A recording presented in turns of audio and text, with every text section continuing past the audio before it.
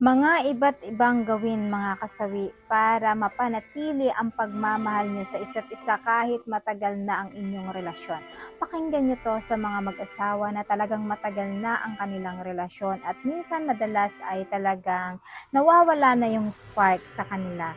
Yung bang hindi na nararamdaman nila yung kilig sa isa't isa at excitement dahil nawawalan din sila ng gana sa isa't isa. Pakinggan nyo to mga kasawi, baka makatulong ito sa inyo at talagang pwede nyong i-apply ito sa inyong mga partner mga kasawi.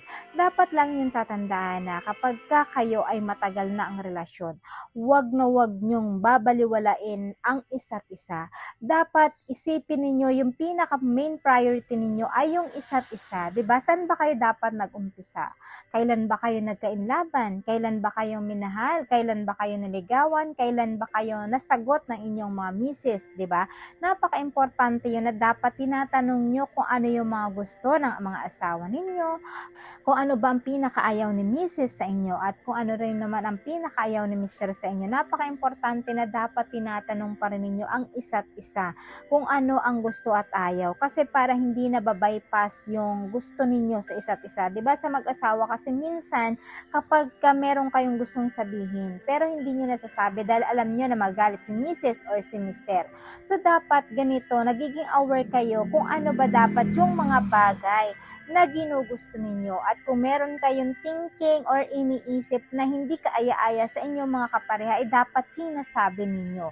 Napaka-importante na dapat bumabalik tanaw kayo kung kailan kayo nagsimula, kung kailan kayo sinagot, kung kailan kayo nagkainlaban. Napaka-importante na dapat gumagawa pa rin kayo ng effort kahit matagal na kayo mag-asawa para pakiligin ang mga mister at mga misis ninyo para naman hindi nawawala yung pagmamahal ninyo sa isa't isa. Kasi napaka-importante mga dapat hindi natin nawawala yung pinapakilig natin si Mrs., pinapakilig natin si Mr., yung bang tipo na hindi nyo masabi sa ibang tao na kaya lang kayo nagsasama ay dahil lang sa mga bata, di ba?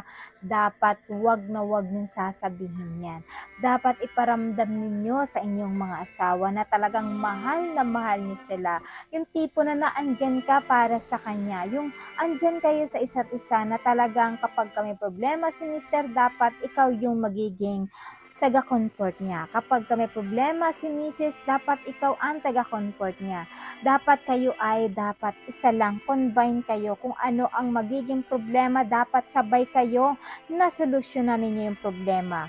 Walang iwanan, ika nga. 'Di ba? Kasi may mga kababaihan ngayon, may kalalakihan ngayon, na kapag may problema na kayong mag-asawa, ay kanya-kanya na kayong tropa na pagsasabihan.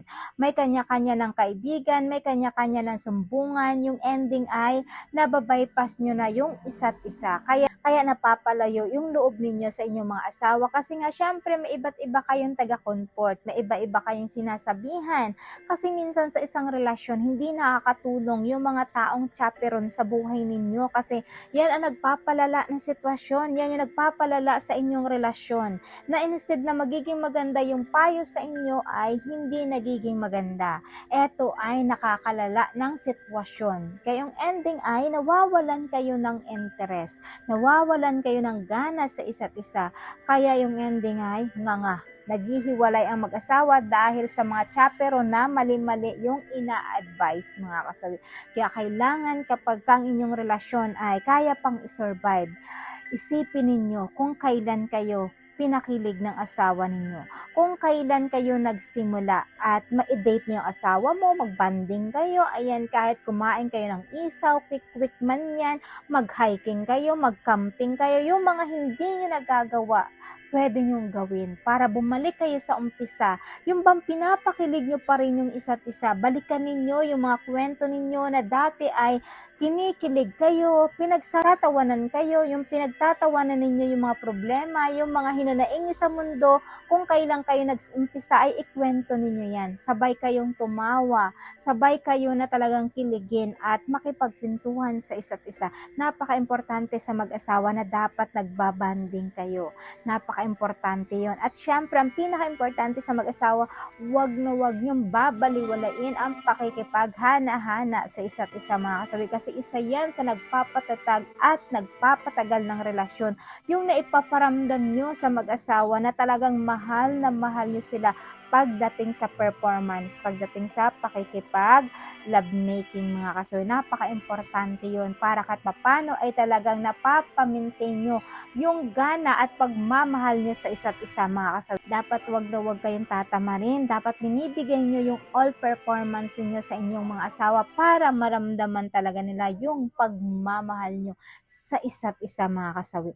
Yan lamang po, kaya kapag meron tukso sa inyong paligid, hayaan nyo lang. Huwag na huwag niyong susubukan dahil kapag once sa sinubukan ninyo, andyan masisira ang inyong relasyon at hudyat yan na magkakahiwalay kayo at merong mawawasak na tahanan mga kasawi.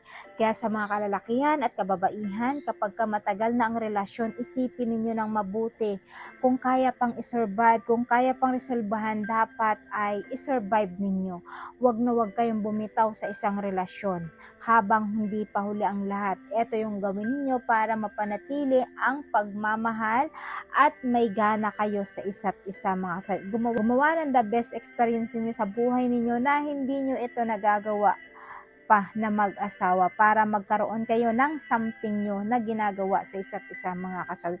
Ayun lang po mga kasawi yung aking advice. Maraming salamat po sa patuloy na pagsuporta nyo sa akin, sa walang sawang pag-share at comment. Sa mga hindi pa po nakapag-subscribe mga kasawi, pwede kayong mag-subscribe, pwede rin kayo mag-follow para updated kayo sa topic ko araw-araw. Magandang gabi mga kasawi. Mahal kayo ng inyong advisor.